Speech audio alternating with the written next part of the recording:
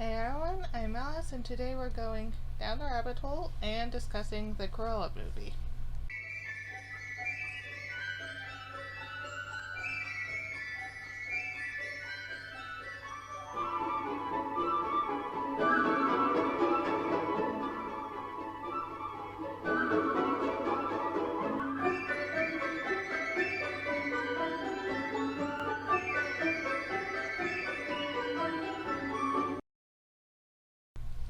I honestly don't recall whether or not I enjoyed 101 Dalmatians as a child, just that I watched it a few times at least once, and have never seen live action movies with Glenn Close, at least not all the way through. Don't recall whether it was Bill or my mom, but I've at least heard a clip or two from the first movie, and I kept watching a trailer for the second one because it was attached to one of the movies we watched regularly as a child and was VHS, so it was hard to skip, and I was very confused. And yeah, I do feel like I ought to watch them at some point. Let me know if I should put a remake review video up for live action 101 Dalmatians, or if I should have it be a reaction video, because I do want to do more reacting to Disney movies kinds of things. And as always, I'll do good, bad, and ugly, even though I still have not seen that movie, nor do I plan to. Good. I could actually differentiate between Jasper and Horace this time around. I never could do that as a kid. Maybe it was because I didn't pay a lot of attention, or maybe they are more different in the live action versions, but I could not tell who was who in the movie, other than they were both hench people with names that I thought were rather ugly as a child.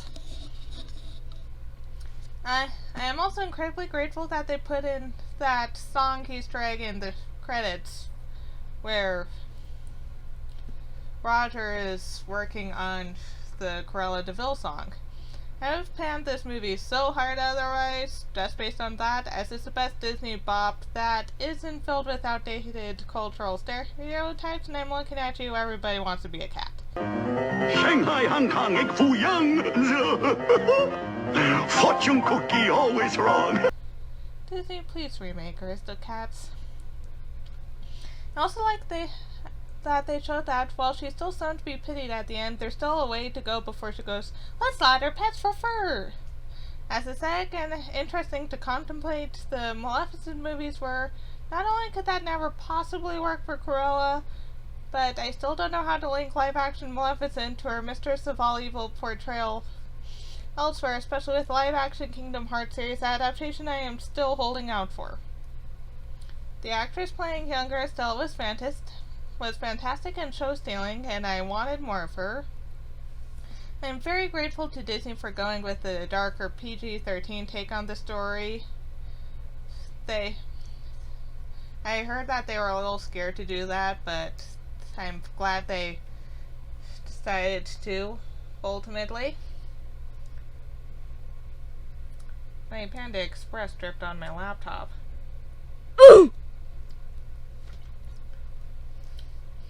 Having PG-13 would not have worked if it were the Cinderella or Beauty and the Beast remakes. But I have also complained on this channel before about Disney making things less dark than I think they could and should have been. Also, with the costumes and the news montages and all of that, it's very aesthetically pleasing. I love historical fashion, and I am so glad that they focused on that, even though they literally had to. Bad. First, can we please stop having narration voiceover in Disney remakes? I thought they were cheesy in the first place, and now they're just annoying. I get that it's to help build the fairy tale feel of these movies, but the way they're doing it only works in Mean Girls. Shove it right up your hairy...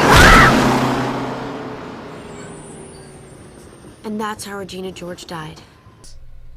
And this is a very different movie from Mean Girls. Also, I don't know if it was specifically the narration or the accent or if it was just a character doing this, but while Emma Stone did do very well in this movie, part of it felt slightly overdone, and again, that might have just been Cruella herself trying too hard.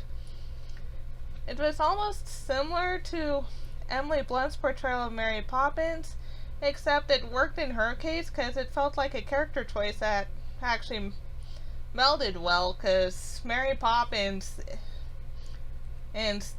repeatedly declares herself It's practically perfect in every way. Cruella feels like she's trying too hard. Ugly. Maybe I misinterpreted something. Someone please correct me on this, but when Cruella gave Roger and Anita, Pongo and Perdita respectively, were the dogs siblings? That's weird. I know there's a YouTuber opinion, and I know this because of Lancer, that Cruella should have been killed and the Duchess should have become Cruella, but beyond that disrupting the canon, there's no way she would have stolen her identity. That is like the exact opposite of the Duchess. And also, very stupid hill to die on, but I'm doing it anyway. I'm disturbed that child is still into more about fabric than I do as a college student. I don't even know what half the fabric she listed are. So what did you think about the movie and the video? Let me know in the comments below. Please like and subscribe. Thanks to GoGo for editing, and I'll see you next time down the rabbit hole.